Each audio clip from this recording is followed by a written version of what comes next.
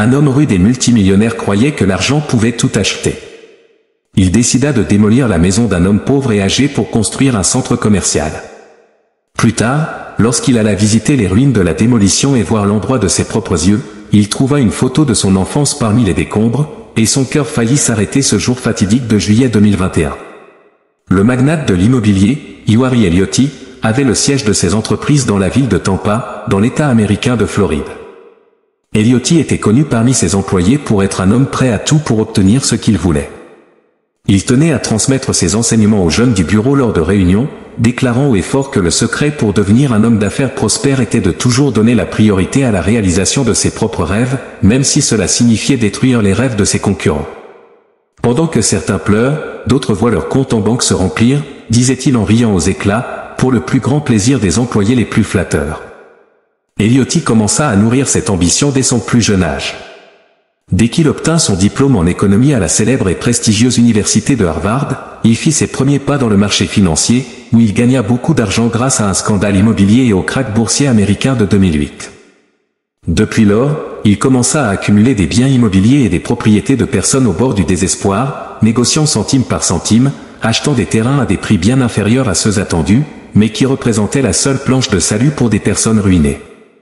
Ainsi, il agrandit son empire et son appétit pour l'argent. Lorsqu'il s'installa en Floride, Ellioti se mit à rêver du projet le plus ambitieux de son bureau, la construction d'un centre commercial de luxe. Sur l'ordinateur, tout le projet était déjà prêt, mais avant de lancer la phase initiale de construction, il devait trouver le cadre idéal. Pendant ses recherches, son regard se posa sur deux grands terrains qui semblaient parfaits pour le projet. Mais il y avait un problème, juste entre ces deux terrains, se trouvait la modeste maison d'un vieil homme nommé Joe Brook. Joe était un simple investisseur, avec de nombreuses hypothèques à rembourser, hypothèques qui appartenaient au fonds dont Ellioti était le président. Les yeux du jeune millionnaire brillèrent à l'idée, et il devint totalement obsédé par l'endroit où se trouvait la propriété du vieux Joe, non seulement parce que c'était un bon emplacement pour ses affaires, mais surtout parce que Ellioti avait grandi dans ce même quartier, et les souvenirs de son enfance difficile étaient encore vivants. Un jour, je serai riche et propriétaire de tout cela, maman, et j'honorerai le nom de notre famille. Ellioti se rappelait de cette promesse tous les jours, ce qui renforçait sa décision de construire le nouveau centre commercial à cet endroit. Ellioti décida alors d'exercer son droit d'achat et de démolir la maison du pauvre homme pour libérer le terrain. Cette manœuvre était possible parce que l'entreprise de Ellioti se présentait comme un véritable sauveur pour les personnes endettées et pleines de prêts en retard. Ils achetaient les dettes de ces personnes, qui mettaient naïvement leur maison en garantie. Comme les intérêts étaient très élevés, la majorité des personnes ne parvenaient pas à honorer leurs engagements, et Ellioti activait une clause qui lui permettait d'indemniser ses victimes avec une somme symbolique et ainsi de devenir propriétaire de leur maison pour une valeur bien inférieure à leur réelle valeur. Lorsque Joe tenta de résister et obtint le soutien de la défense publique, on lui informa que rien ne pouvait être fait, car Ellioti était protégé par le contrat hypothécaire et par la loi américaine. Ellioti voyait Joe comme rien de plus qu'une épine dans son chemin, dont il serait facile de se débarrasser. « Je vous en supplie, je n'ai personne, et cette maison est la seule chose précieuse que je possède, laissée par ma défunte épouse, » implora Joe à Ellioti, qui était à la porte avec ses hommes et une bande d'avocats. « Vous ne pouvez pas me chasser de cet endroit. Combien de temps pensez-vous que je vais survivre avec cette misère que vous payez pour ma maison, à mon âge? Tôt ou tard, je finirai par devenir sans abri. » Ellioti écouta le vieil homme raconter que ce terrain avait été un cadeau de mariage offert par son beau-père pour qu'il puisse construire sa première maison avec sa défunte épouse. Le beau-père de Joe avait été un ancien maire de la ville, qui avait obtenu toutes les facilités de subvention et de financement à l'époque. Malgré tout, avec le temps, les dettes du couple s'étaient accumulées jusqu'à ce qu'un moment tragique arrive et que l'épouse de Joe décède. Le terrain dut alors être hypothéqué pour qu'il puisse payer ses soins et acheter les médicaments nécessaires. Mais Ellioti ne répondit même pas aux appels du pauvre homme. « Écoutez, vieux, le nouveau maire et moi sommes sur la même longueur d'onde. Tout ce qu'il veut, c'est voir ce centre commercial sortir de terre avant les prochaines élections. Il est de mon côté. Cette chose que vous appelez maison sera en ruine dans 2 semaines. Vous avez 14 jours pour rassembler vos affaires et partir avec l'argent que je vais vous donner comme compensation. C'est clair ?» Le vieil homme resta abasourdi face à l'entrepreneur. Il décida de ne pas accepter un seul centime en échange de sa maison, mais ne trouva ni mot ni argument contre l'homme puissant. Lorsqu'il s'agissait de affaires, Ellioti était pratique et impitoyable. Il s'éloigna donc du vieil homme et se retourna une dernière fois. Dans 2 semaines, je reviendrai, mais cette fois avec les excavatrices. Croyez-moi, je ne suis pas un homme à 2 paroles. Joe entendit la voix ferme du millionnaire à l'extérieur et, au fur et à mesure que les jours passaient, le désespoir du vieil homme augmentait. Il n'avait nulle part où aller, sa femme et son beau-père, l'ancien maire, étaient déjà partis de ce monde. Dans une tentative de toucher le cœur du millionnaire froid, Joe s'assit à une vieille table et commença à écrire une lettre comme dernier recours. « Cher monsieur Eliotti, je souhaite vous expliquer les raisons pour lesquelles je ne peux pas accepter votre argent. Chaque mur, chaque brique de cette maison que j'ai construite de mes propres mains porte les souvenirs du grand amour de ma vie. Tout ce que vous voulez démolir pour construire un centre commercial a une signification dans ma simple histoire. C'est ici que ma femme et moi avons rêvé, vu nos filles courir dans le jardin. Jusqu'à ce que nous découvrions que je n'avais pas cette capacité génétique, tu as construit ton empire au fil des années, j'ai construit un foyer rempli de souvenirs. À la demande de ma femme, ses cendres ont été dispersées sur ce terrain, l'endroit où elle a été la plus heureuse de sa vie. Je lui ai promis de garder cette maison jusqu'à mon dernier souffle, avant de la donner pour en faire un orphelinat, un foyer où les enfants pourront courir dans le jardin. S'il vous plaît, réfléchissez à votre projet et permettez-nous de réaliser ce rêve. » Dès qu'il posta la lettre, Joe parcourut le quartier à la recherche de soutien. Il frappa à chaque porte, essayant de lancer une mobilisation. Au début, les gens ne comprenaient pas exactement ce qu'ils voulaient, et lorsqu'ils réalisèrent que le vieil homme tentait d'empêcher la construction du centre commercial à cet endroit, ils le prirent pour un fou et se moquèrent de lui. C'est à cet instant qu'il découvrit que ses voisins n'étaient pas seulement distants, mais que la plupart étaient impatients de voir le centre commercial s'ouvrir. Après tout, le luxueux projet augmenterait la valeur de toute la région, y compris des propriétés. Les 2 semaines passèrent comme un cauchemar pour le pauvre vieil homme, qui se mit à prendre des tranquillisants pour dormir. Il espérait que sa lettre aurait un effet ou que quelque chose se produirait, changeant la vie du riche homme d'affaires comme par miracle. C'est pourquoi il n'a jamais préparé ses affaires ni organisé de déménagement. Mais avant qu'il ne s'en rende compte, le jour de la démolition était arrivé. Joe ne put même pas toucher à son café ce matin-là. Il se leva très tôt et regarda par la fenêtre, comme si une guerre était sur le point de commencer juste devant sa porte. Peu à peu, l'équipe d'Eliotti commença à arriver, des pelleteuses, des tracteurs, une dizaine d'hommes en uniforme qui attendaient simplement l'ordre de tout détruire autour. « Je vous en prie, ne détruisez pas ma maison » implora le vieux Joe à Eliotti et à ses hommes, qui, sans aucune compassion, frappèrent à la porte en exhibant les machines lourdes qui seraient utilisées pour abattre les premiers murs de sa modeste maison. « Je ne t'avais pas dit de préparer tes affaires » rétorqua Eliotti. « Ce n'est plus mon problème. Tiens, prends ce chèque et va-t'en. Je n'ai pas de temps à perdre pour écouter ou lire tes vieilles histoires idiotes. » Eliotti retourna à sa voiture de luxe et attrapa son téléphone portable. Il ne fallut pas longtemps pour qu'un huissier de justice apparaisse à l'horizon avec une copie du mandat qui renforçait le droit de l'homme d'affaires d'acquérir la propriété, y compris l'utilisation d'équipements de démolition. Il ordonna à l'un de ses hommes d'emmener le vieux Joe loin de là et ensuite d'essayer de lui remettre le chèque correspondant à la maison. Mais même dans ces circonstances, le vieil homme refusa de l'accepter.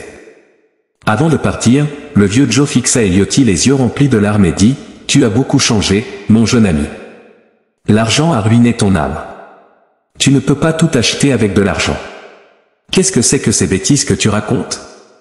Sortez ce vieux d'ici, maintenant. » Eliotti minimisa les paroles de Joe comme si elles n'avaient aucune importance, puis marcha un peu pour voir la maison se faire démolir. Joe refusa de monter dans la voiture de l'employé d'Eliotti. Au lieu de cela, il remonta la rue à pied et vit le premier coup de masse commencer à détruire la maison où il avait vécu les meilleurs moments de sa vie. À ce moment-là, le vieil homme ne put plus retenir ses larmes, tandis que les briques, les bois et les tuiles s'effondraient au sol. Le sentiment d'un nouveau succès dans ses affaires emplit le cœur du millionnaire. Voir chaque partie de cette maison se détacher et tomber à terre lui fit franchir de nouvelles étapes pour réaliser son rêve et tenir la promesse qu'il avait faite à sa mère quand il était encore enfant. Bientôt, il deviendrait pratiquement le propriétaire de cette région. « Je reviendrai dans peu de temps. Continuez à travailler et ne touchez à rien jusqu'à mon retour, dit-il en passant devant la maison poussiéreuse, qui ne tarderait pas à devenir de simples ruines. » Quelques heures plus tard, il retourna sur le site démoli et se mit à marcher parmi les décombres. « Pourquoi tant de drames pour des babioles de cette catégorie » s'exclama l'homme d'affaires tout en marchant sur les briques brisées. Alors qu'il se préparait à partir, Elliotty trébucha sur un reste de mobilier et remarqua que sa chaussure s'était déchirée. Il trouva des morceaux de verre brisés d'un cadre photo. Il se pencha, et c'est alors qu'il aperçut une photo qui le fit suffoquer et le laissa complètement choqué. « Maman ? Ce n'est pas possible. Qu'est-ce que ça fait ici ?» dit-il, en enlevant un peu plus de poussière de l'ancienne photographie dans le cadre brisé. Elliotty se précipita vers sa voiture et confirma qu'il s'agissait bien de la même photo de sa mère avec un bébé dans les bras. « C'est moi !» s'exclama-t-il à nouveau. Mais qu'est-ce que notre photo faisait dans la maison de ce vieil homme? Il appela immédiatement son avocat et découvrit le nom du motel en bord de route où Joe était hébergé. Elliotty monta dans sa voiture de luxe et conduisit aussi vite qu'il le put pour retrouver ce vieil homme une fois de plus. Joe était dans sa chambre de motel, encore sous le choc de ce qui s'était passé au cours des dernières semaines. Soudain, il entendit des coups violents à la porte de sa chambre et alla voir ce qui se passait. En ouvrant la porte, le vieil homme se retrouva une fois de plus face à l'homme qui avait transformé sa vie en un véritable enfer. « Vous? Pourquoi êtes-vous ici? Vous n'êtes toujours pas satisfait. » Le vieil homme pleura en voyant le jeune investisseur. « Qu'est-ce que vous êtes venu détruire de plus ?» Joe se décida à regarder Elliotty, qui lui prit la main et lui montra la photo qu'il avait récupérée parmi les ruines démolies. L'homme d'affaires était agité et furieux. « Comment avez-vous obtenu une photo de ma mère ?» Il a dit, « C'est moi avec elle ici. » Connaissiez-vous ma mère? Quelle est votre relation avec elle? Elliot savait que sa mère était célibataire, et trouver sa photo dans la maison de Joe souleva de nombreuses questions dans son esprit. « Dites-moi, comment connaissez-vous ma mère ?» Joe resta silencieux pendant quelques secondes, faisant battre le cœur d'Elliot à tout rompre. Lorsque le vieil homme parla enfin, il révéla quelque chose qu'Elliot n'aurait jamais pu imaginer. 30 ans plus tôt, l'épouse de Joe était sortie faire des courses lorsqu'elle aperçut une jeune femme en larmes, assise seule sur un banc dans un parc. Elle semblait dévastée, et Claire se demanda si la jeune femme avait besoin d'aide. Après un certain temps, la femme triste finit par révéler qu'elle avait été abandonnée par son petit ami, et la raison était en réalité une bénédiction dans la vie de la jeune femme, un nouveau-né qu'elle portait dans son ventre. Le petit ami n'accepta tout simplement pas la grossesse et chassa la jeune femme de chez lui. En entendant cela, les larmes commencèrent à monter aux yeux d'Elliot. « Alors, que s'est-il passé ?» demanda-t-il avec curiosité. Les yeux de Joe se perdirent dans le lointain tandis qu'il se souvenait de sa chère Claire ramenant la jeune femme enceinte à la maison. Ils lui donnèrent des vêtements chauds, lui offrirent du café et transformèrent leur modeste maison en un refuge pour la jeune femme. Joe raconta à Elliot que le petit ami de sa mère, c'est-à-dire son père, avait laissé la femme pour en rejoindre une autre dès qu'il découvrit la grossesse.